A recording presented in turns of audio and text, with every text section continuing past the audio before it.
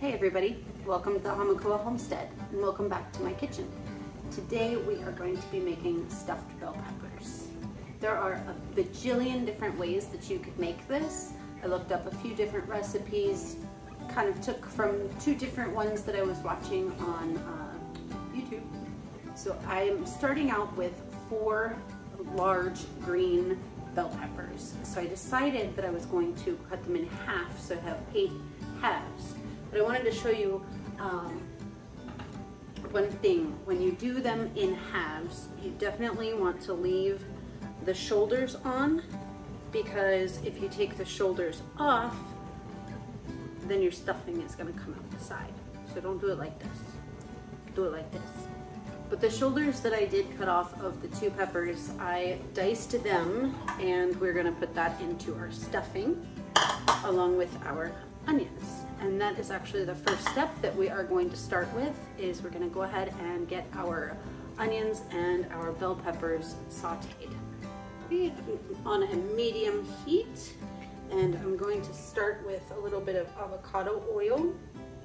We're going to just start with our onions. This is 1 small to medium onion. Okay, our onions are cooked down a little bit. I'm going to go ahead and add our bell pepper ends. Now, fresh garlic is always better, you know that, but I'm going to go ahead and add 1 heaping tablespoon of minced garlic. At this time, I'm also going to be adding diced tomatoes.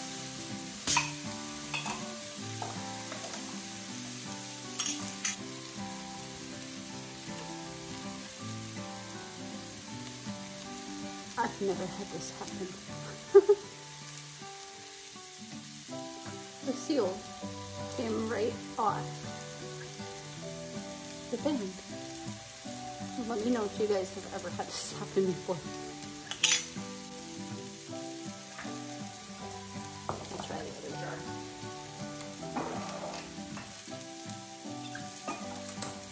Yep. Nice. So I've added our jar of tomatoes, and I'm going to go ahead and let this cook down a little bit to let a little bit of the moisture evaporate. I don't want that much liquid, but I really wanted that tomato flavor that it would provide.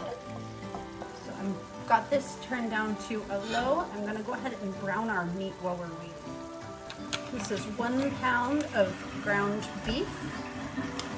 I'm going to do a little bit of salt and a little bit of pepper.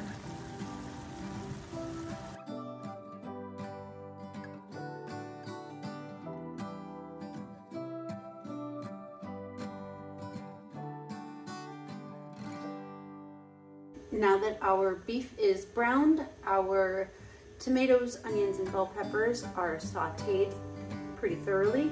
We're going to go ahead and start mixing them together to make our stuffing. Start with our beef, tomato mixture, give that a mix, and we're going to add some basil. Fresh basil, of course, would be better, but I just went and looked in the garden, and mine is not looking so hot anymore. I'm going to have to get a new plant. This is Italian seasoning. Smells good. And a dash of garlic powder.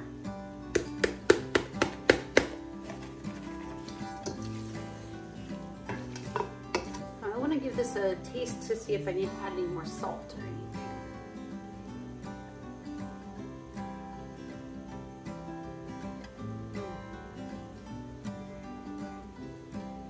It's really good. Okay, so the next step that we are going to follow is we are going to add 2 cups of partially cooked rice. I don't know how necessary the partially cooked part is, because it's going to go into the oven for quite a while, but we're just going to do it like the recipe suggests. 2 cups. stir. That's looking pretty darn good, I think. Okay, I'm gonna go ahead and set the mixture aside while we prep our bell peppers before they get stuffed. To prep our bell peppers, we're going to coat them in olive oil.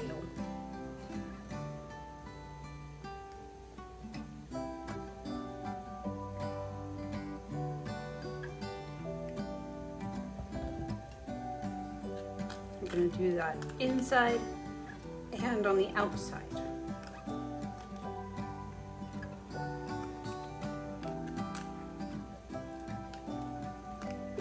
Looks good. Now that our peppers are oiled and ready to be stuffed, I'm going to add our mozzarella cheese to the mixture. I'm sure that shredded would probably be more ideal, but this is what we're working with today, and I think it's going to work just fine if you ask me. You're going to have big old melty pockets of cheese when you bite into your bell pepper. It's going to be awesome. Next up, we're just gonna go ahead and stuff our peppers. I'm trying to get as much stuffed into there as I can. I'm gonna have a lot of leftover mixture, but that definitely won't go to waste for sure. This open top one, I'm trying to make it as compact as possible so that they don't spill out everywhere. Probably still will, but it's okay. Now, if I was smart and thought ahead of time, I would have left a portion of this meat mixture without rice because I don't eat rice. I will have to taste this for you guys though. Our peppers are stuffed and we are ready to go ahead and set this aside because it is way too early for dinner. I just wanted to get this all prepped, so I'm gonna go ahead and put a cover on it, put it in the refrigerator for a few hours until it is time to bake, and I'll bring you back and show you the process. Okay, so it's been a few hours and now it is time to pop our bell peppers into the oven. Let's check what they look like when they come straight out of the fridge. Still looking pretty good. Oops, slidey. The oil. Okay, so I'm just gonna go ahead and kind of prop these up a little bit because they are a little bit wonky. So that I'm hoping to keep the stuff inside of the bell pepper, especially on these ones where I cut off the shoulders of them. So I'm just gonna arrange these a little bit and then we'll pop them into the oven. Just kidding. So we're gonna go ahead and make a little topping for it first. And the majority of that is going to be diced tomatoes.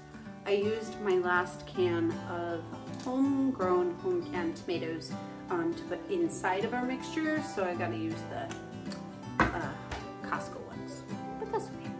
For this tomato mixture that we're gonna put on top, we're going to use 1 can of organic diced tomatoes. We are going to salt it. And also, I had my sweetheart sample the inside stuffing mix. And the only thing that he said is that he thinks that it could use a touch more salt, which is saying something because usually he doesn't like as much salt as I do. So we're just gonna go ahead and sprinkle a little more salt on each one. A little bit of pepper in our tomato mix, oregano, basil, and we'll just go ahead and mix. Oops. We'll just go ahead and mix this up. They're pretty much propped up pretty well. I'll just be careful not to shake them around too much. If a little spills out, it's not a big deal. I have more mixture. Don't worry about that. So I'm gonna go ahead and just spoon this tomato mixture right on top. It's okay if it gets in the bottom too. That'll just add to the juiciness and the flavor on the bottom of the peppers as well. And this has been in the fridge for about, I don't know, 3 hours or so. So I'm sure the rice is dried out a little bit. So the juiciness of this tomatoes will probably be a good thing. This is one of those recipes where there are a gajillion different ways that you can make it. You can allow for so much creativity. It's endless. It's really endless.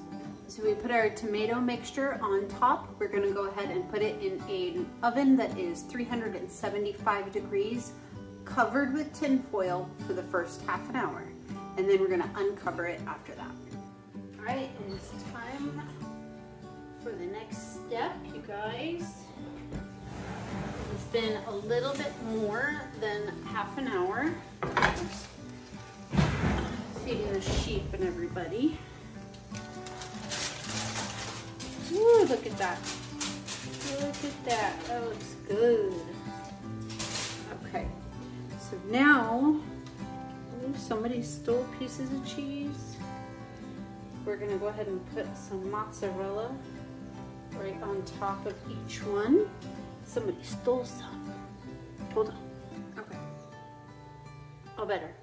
So now I'm gonna go ahead and pop these back in the oven for another 15 minutes to start off. We'll see where we're at. I wanna go ahead and get a nice brown on the top of the cheese. All right, so this is Scott. For those of you who don't know, this is my sweetheart, and we are here to do a taste test. Our bell peppers cooked for a half an hour with no foil, with foil on top, and then another 15 minutes without, and then I put the cheese on top, and that was another 5 to 10 minutes. So now it is nice and broiled, looking pretty fantastic. So now we're gonna go ahead and dig in and see how it tastes. That is pretty darn good. Yeah. Very. I was worried about it being too bland. You're right, I think getting the mozzarella. Yeah. Yeah, I think was a big.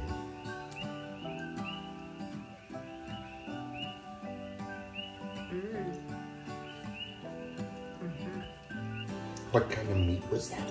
Is that just beef or pork too? Just ground beef. I'm not really hungry, but God, this is so good. Okay, keeping the cheese on top though. That's just what mozzarella does, I think.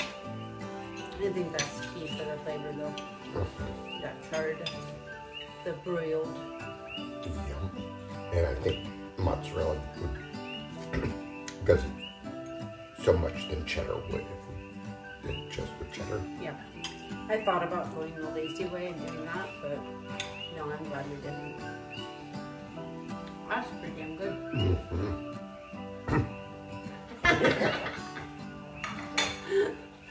All right, well, my sweetheart decided he wanted to take the rest of the plate and go over there because he just wanted to keep eating. So that just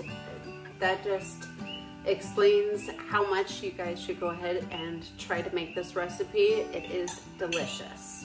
Thank you so much for joining me today on the Hamakua Homestead. I'll see you again soon.